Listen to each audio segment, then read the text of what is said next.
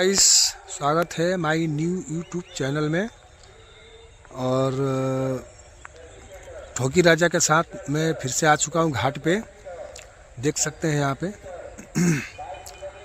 रोज़ की तरह आज भी। और ठोकी राजा का आज रिकॉर्डिंग है, तो सुनते हैं ठोकी राजा से गाना। और कौन सा गाना ठोकी राजा बनाए हुए हैं, लिखे हुए हैं, लिखकर और एक खुद गाते हैं।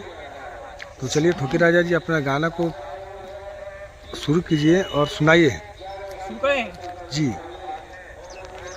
देखो देखो नया साल जब से आई लबा, हमर मन देखो पगलाई लबा, पगलाई लबा। हाँ, देखो देखो नया साल जब से आई लबा, हमर मन देखो पगलाई लबा, पगलाई लबा। पिकनिक मना लो भौजी मिल के,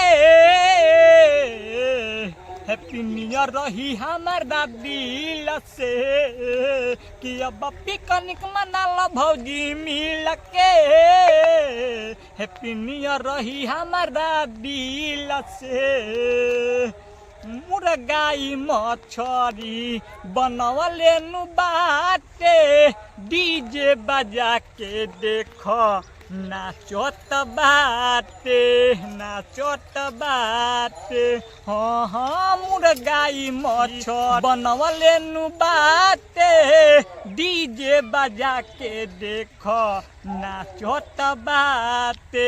इंग्लिश पी के देखो पगलाई लबा, अब का कहीं बौजी कुछ न बुझाई लबा, बुझाई लबा।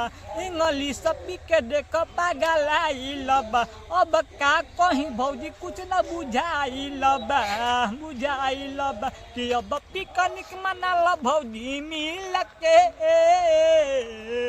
हैप्पी न्यू ईयर रही हमारा दिल से, कि अब पिकनिक मना लो भौजी मिल के, हैप्पी न्यू ईयर रही हमारा दिल से।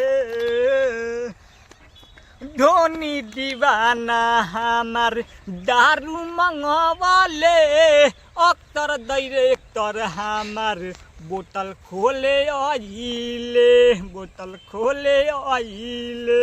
हाँ हाँ, धोनी दीवाना हमार दारू मंगवाले, अक्तर डायरेक्टर हमार दारू पुलिस से पकड़वा दिए दारू पियले आइले, बोतल खोले आइले।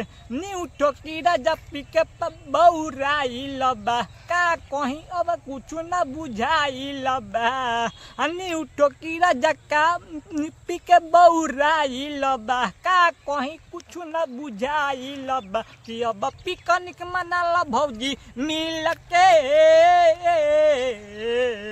कि अब पिकनिक मना लो भौजी मिल के, पिकनिक मना लो भौजी मिल के, हैप्पी न्यू ईयर रही हमारा दिल से। कि अब पिकनिक मना लो भौजी मिल के, हैप्पी न्यू ईयर रही हमारा दिल से।